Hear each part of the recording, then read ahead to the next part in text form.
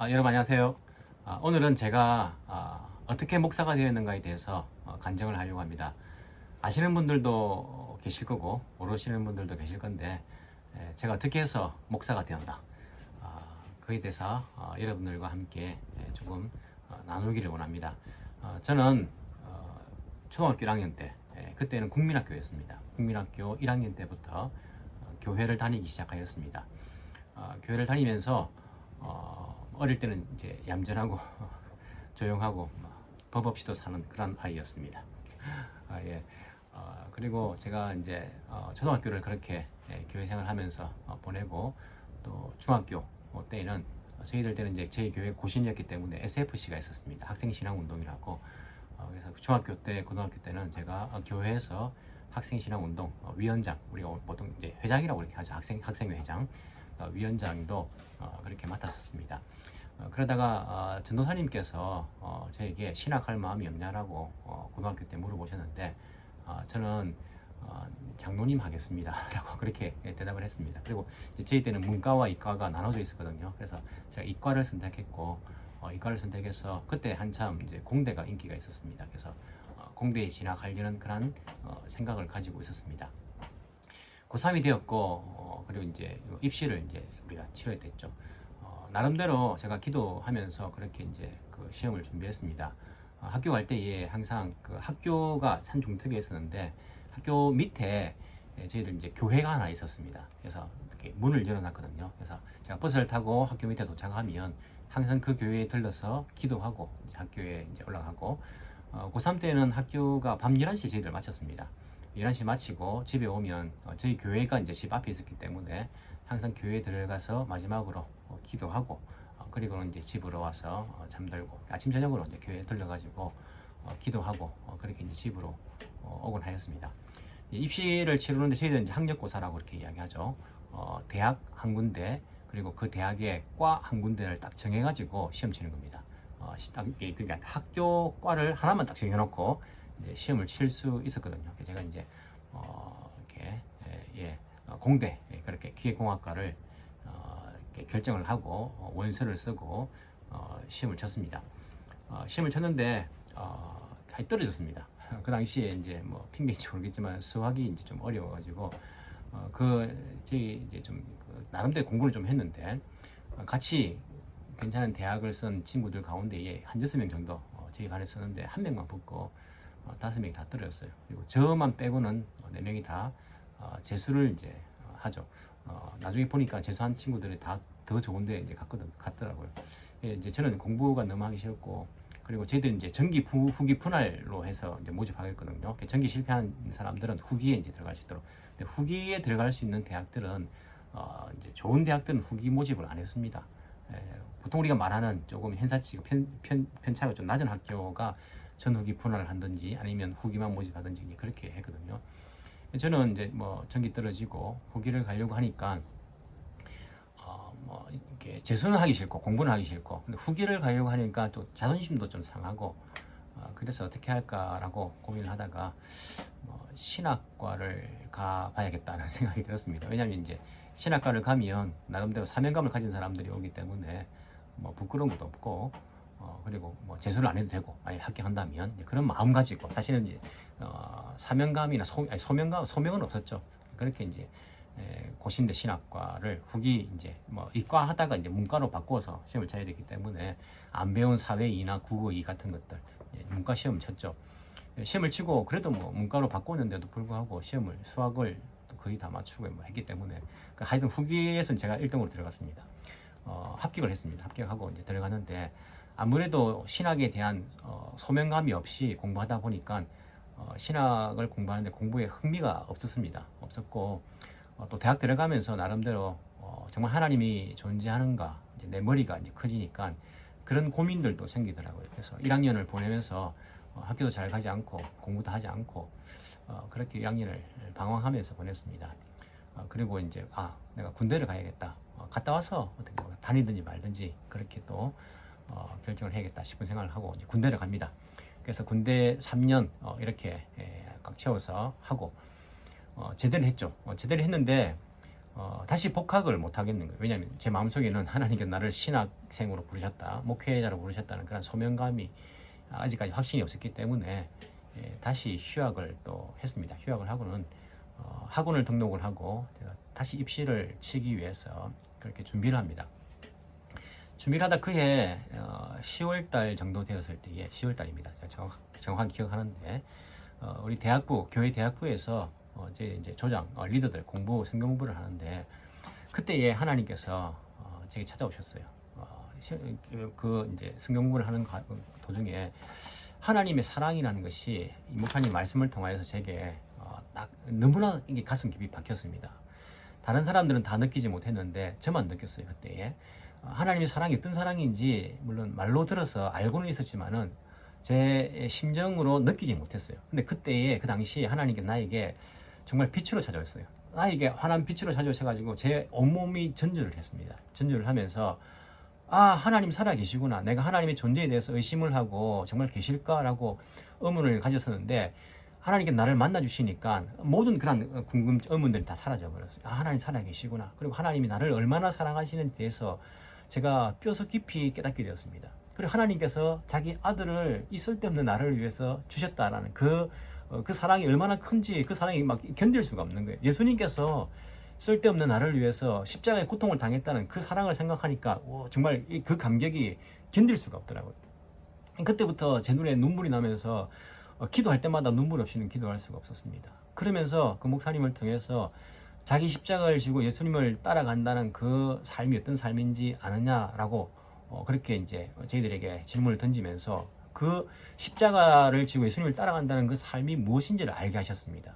사형수의 이제 마음이 십자가를 지고 십자가에 이제 매달리기 위해서 따라가는 것이니까 곧 십자가에 매달리기 위해 죽어가는 사람이 무릎 까졌다고 울지 않고 밥이 없다고 배고파다고 울지 않는다. 죽을 사람이 그런 것까지 울지 않는다. 고민하지 않는다라고 말하면서 우리가 죽을 각오를 하고 주님을 따라가는 것이 바로 내 십자가를 지고 주님을 따라가는 것이다 라는 이야기를 하면서 그 예수님의 사랑, 그 아버지 하나님의 사랑이 그렇게 큰데 내가 어떻게 그 사랑을 갚을까? 내 십자가를 지고 주님을 쫓는 것이다 라는 것을 나에게 깨닫게 해주셔가지고 그때부터는요 나의 인생이 완전히 바뀌었습니다.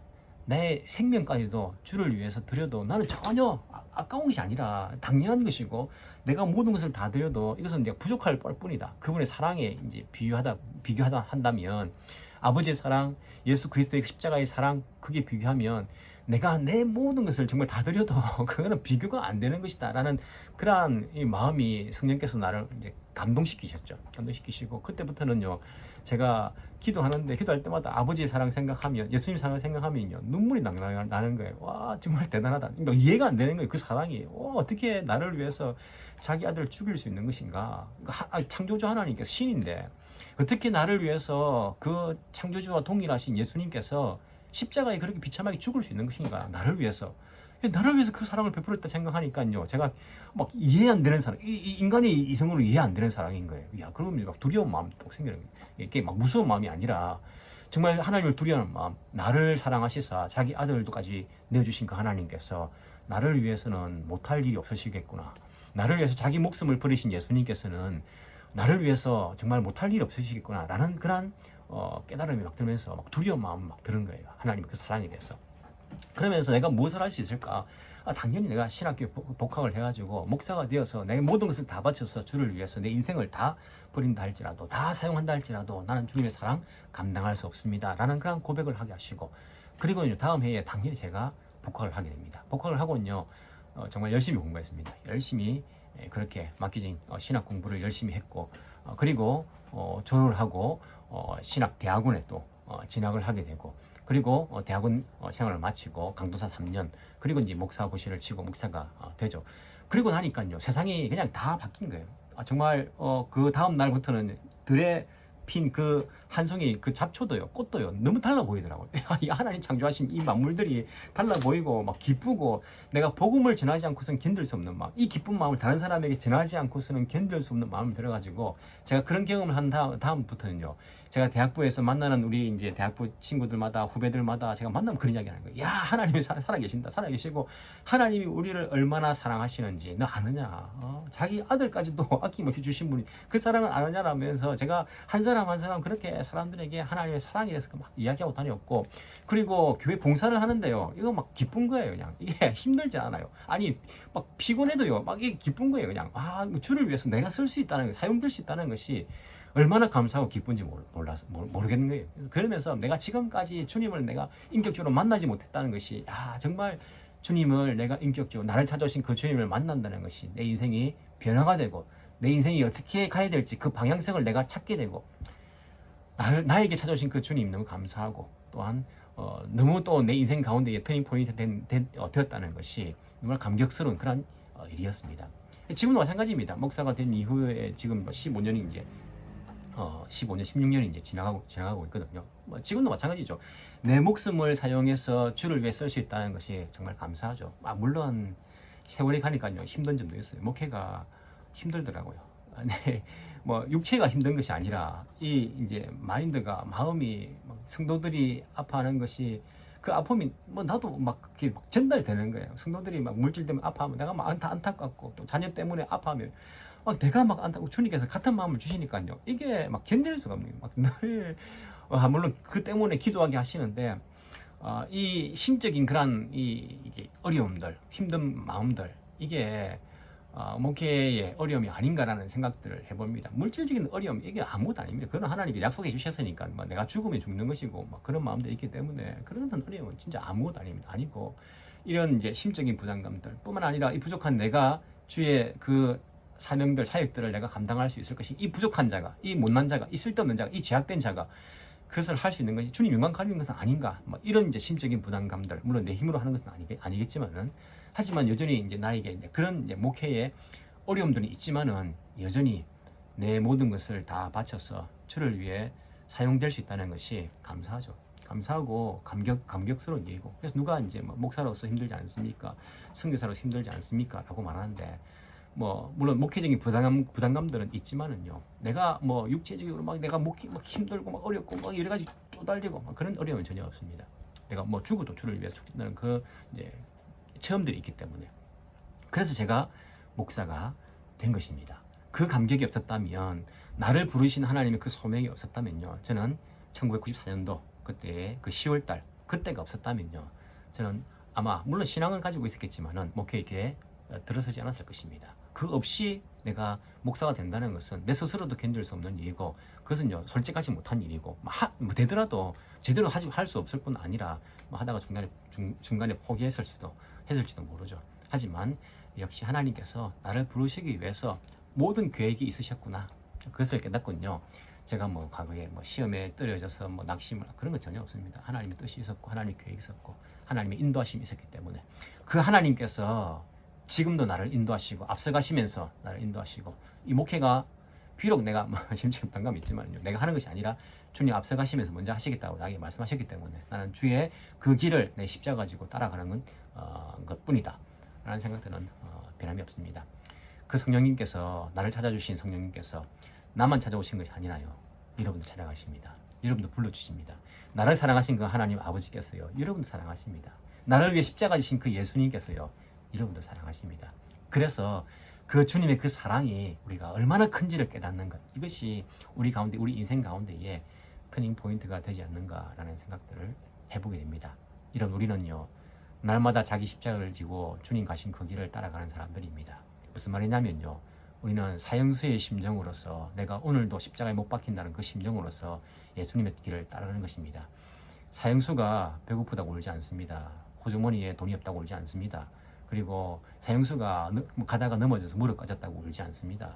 이제 죽을 사람인데, 그런 각오를 하고 인생 가운데 여러 가지 고난이 있어도요, 우리가 십자가 지고 주님을 따르는 길이기 때문에, 여러분들도 그 하나님의 그 사랑, 그 예수 그리스도의 그 사랑, 나를 찾아주신 그 성령 하나님의 그 사랑을 여러분들 성령께서 찾아가 주시고 깨닫게 해주시라고 제가 믿습니다. 그리고 오늘도 내 십자가를 지고 주님을 따라갈 수 있는 그러한 저가 되고, 또 여러분들이 되기를 간절히 소망해 봅니다. 우리 다음 시간에는요, 제가 왜 선교사가 되었는가에 대해서 한번 간증을 여러분들에게 나눠보도록 하겠습니다. 감사합니다. 예수님 곧 오십니다.